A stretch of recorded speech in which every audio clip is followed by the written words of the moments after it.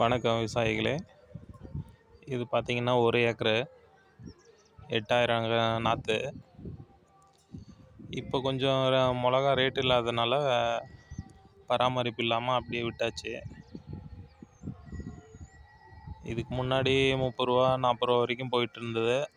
அது ஏதோ பரவாயில்ல, ஓரளவுக்கு நமக்கு லாபம் கிடைச்சிது. இப்போ பார்த்தீங்கன்னா ரூ. 20 தான் போகுது.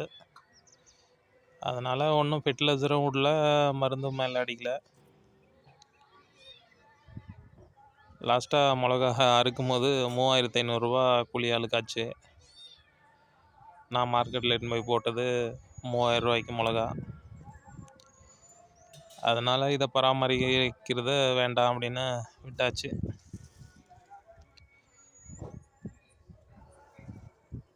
நமக்கு இதில் நம்ம செய்கிற வேலைக்காவது நமக்கு கூலி வந்தால் பரவாயில்ல. அதுவே நம்ம கையேந்து கொடுக்க வேண்டியதாக இருக்குன்னும் போது இதை பராமரிக்கிறது வேண்டாம் அப்படின்னு விட்டுடலான்னு விட்டாச்சு. இது வரைக்கும் 8 அறுப்பு அறுத்துருக்கு.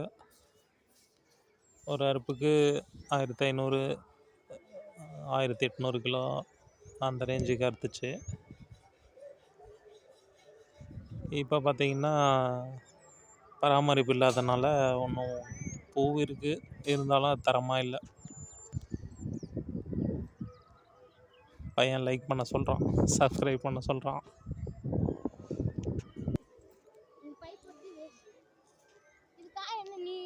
இதில் பற்றாக்குறைக்கு தண்ணி பற்றாக்குறை.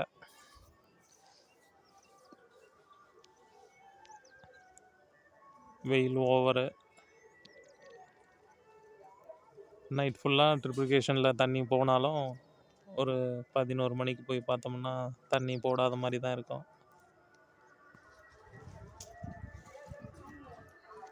எல்லாம் ஃபுல்லாக காஞ்சி போயிருக்கு பாருங்கள். எல்லாம் செடி வாடுது. நம்ம இவ்வளோ கஷ்டப்பட்டு எடுத்துகிட்டு போனாலும் அங்கே மார்க்கெட்டில் கேட்குறதுக்கு ஆள் இல்லை. வாய் கூசாமல் கேட்குறாங்க. 10 15 லாஸ்ட்டாக 20 ரூபான்னு போட்டு வந்தேன்.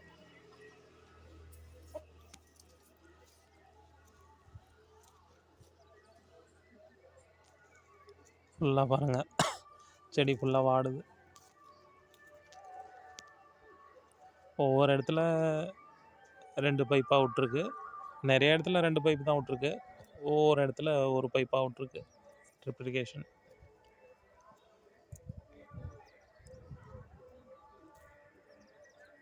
இந்த லைனுக்கும் அந்த லைனுக்கும் 5 அடி கேப்பு.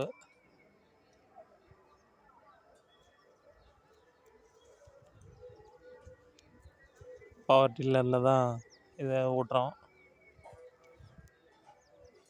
காய் இருக்குது, ஆனால் இதை அறுக்கிற கூலி கூட வர்றதில்லன்றதுனால அறுக்காமல் விட்டோம்.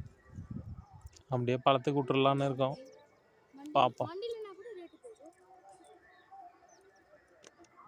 அது இல்லாமல் இந்த அடிக்கிற வெயிலுக்கு ட்ரிப்பில் உரம் விட்டாலும் அது ஆவியாக தான் போயிடும். நம்ம தளாரமாக தண்ணி ஓட்ட முடியறதில்ல. அதனால் உரமும் எதுவும் விடலை.